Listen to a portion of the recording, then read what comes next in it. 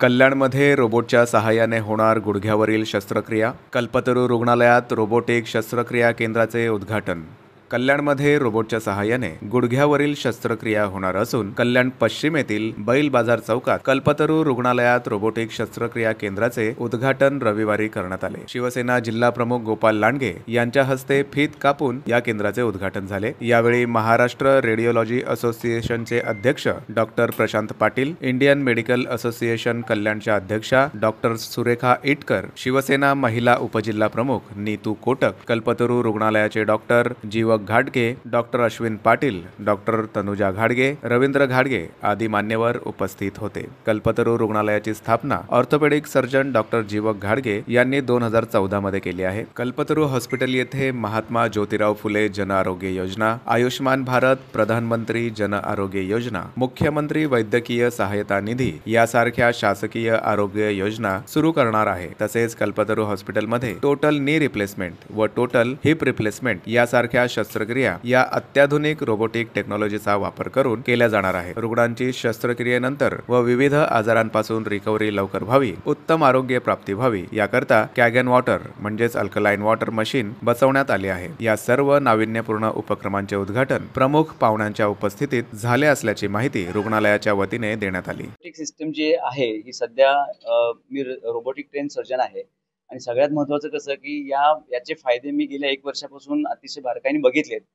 पण ही सर्जरी गोरगरिबांना परवडेल का, हा एक माझ्या समोर एक मोठा प्रश्न होता. पण ज्यावेळी मी ह्या मिसो आणि मेरिल कंपनीची मी त्यांचे फीचर्स बघितले आणि कंपनीने जे मला ऑफर दिल्या, याचं कारण असं आहे की केईएम आणि सायनमध्ये याचे वर्कशॉप लागले होते आणि कंपनीने माझे एचओडी डॉक्टर विभास दासगुप्ता यांच्याशी मी ज्यावेळी बोललो तर सरांनी सांगितलं की ह्या कंपनीला आणि सरांनी अगदी VP पर्यंत कॉन्टॅक्ट करून चांगल्या पद्धतीचं मला पॅकेज मिळवून दिलं. आणि सगळ्यात महत्त्वाचं कसं की जो ह्या सर्जरीमध्ये जो महाग जो पार्ट असतो तो इम्प्लांट असतो, तर कॉस्ट ही आपण ह्या रोबोटच्या द्वारे कमी होणार आहे. त्यामुळे गोरगरिबांना ही सर्जरी परवडणार आहे. त्यामुळे ही सिस्टम महाग नसून ही आता स्वस्त झालेली आहे आणि कल्याणवासियांसाठी हे खूप मोठं चांगलं हे असं रोबोटिक ऑपरेशन त्यांना मी अवेलेबल करून दिलं आहे. तर फक्त याचा सर्वांनी लाभ घ्यावा आणि अशी एवढीच माझी विनंती आहे.